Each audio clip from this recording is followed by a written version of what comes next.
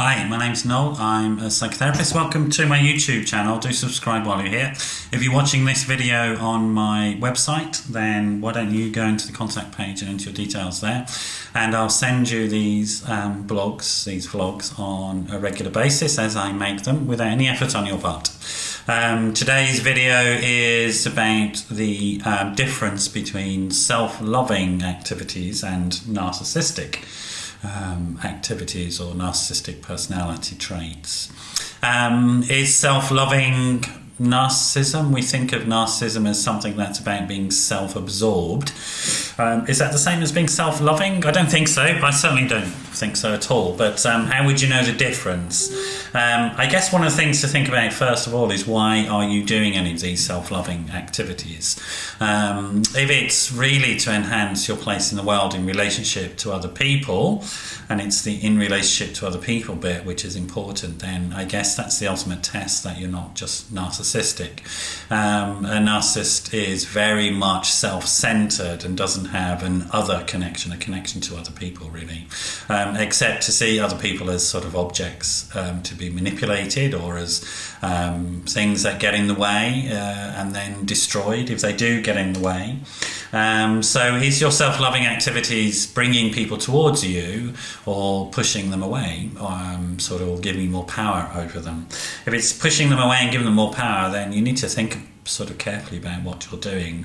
I guess if you are wondering whether what you're doing is self-loving or narcissistic, that level of insight, that just asking yourself that question in the first place, suggests that you're more self-loving than you are narcissistic. The narcissist doesn't really sort of have that much interest in other people. So here's a few tips just to sort of keep your self-loving activities sort of in check. I suppose the first thing to get from it is that self-love first came from outside. Genuinely, as infants, we were loved by somebody else, hopefully. If you weren't, then maybe you've been to therapy and had that sort of love deficit replaced by a professional, or you've gone to groups that have supported you in doing that.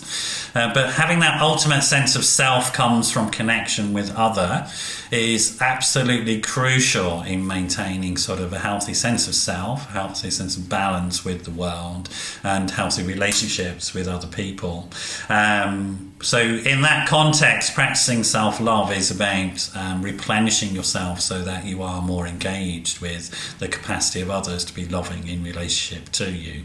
That's key really in sort of having a healthy sense of self-loving.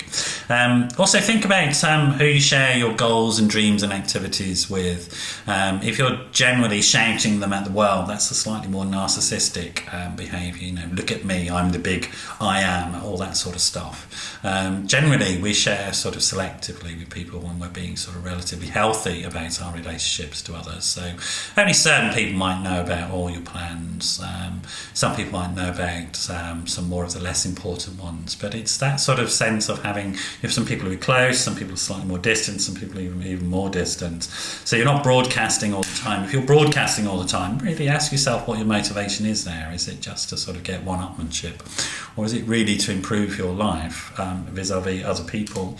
So coming on to the next thing, which is about thinking about your motivations for your self-loving activities. If they're around going to the gym, for example, why are you doing it? Are you doing it to get healthy, to have more energy for your relationships with other people, for your children, for example, or because you have some goals in terms of you want to go and climb a mountain? I do.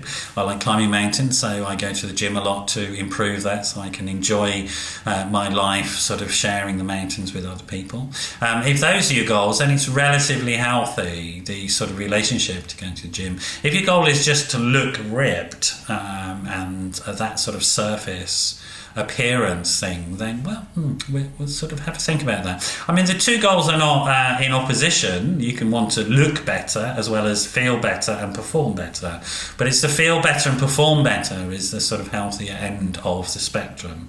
If you're less sort of likely to give yourself problems such as bulimia as well. For example, let's say if you're going to the gym just to look a certain way, you might think, I can eat that X number of calories because I'm going to burn it off at the gym, which is a classic bulimic practice.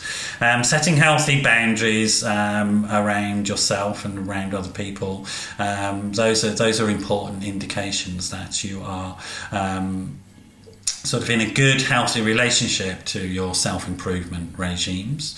With a narcissist, they have no sort of sense of me and you. Me is everything, and everybody is either included in or excluded from that.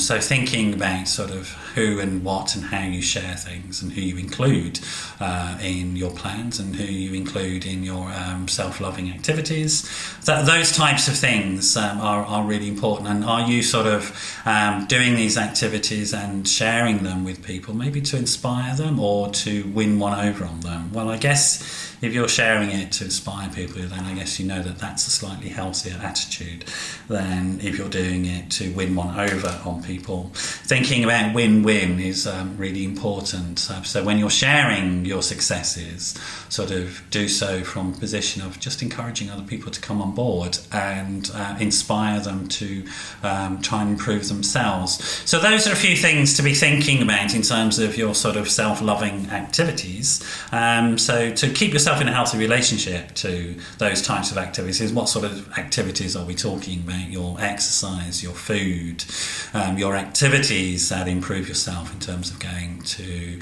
a class to improve your mind, or develop your creative skills by taking up a hobby such as painting, etc. All these things will sort of vastly improve your relationship to yourself and to other people if you're genuinely coming from a place of connection to the world and to other people, and improvement in yourself, meaning improvement in your relationships to other people. I hope that's been useful. Otherwise, if you're not in that sort of context, you may find yourself becoming increasingly isolated from people as they step back, thinking that you're sort of quite narcissistic and self-absorbed. And then your self-loving will ultimately be defeating to your goals. So I hope that's been useful. Great to have you here for this blog. I hope to see you again at another time. So thanks. Bye-bye.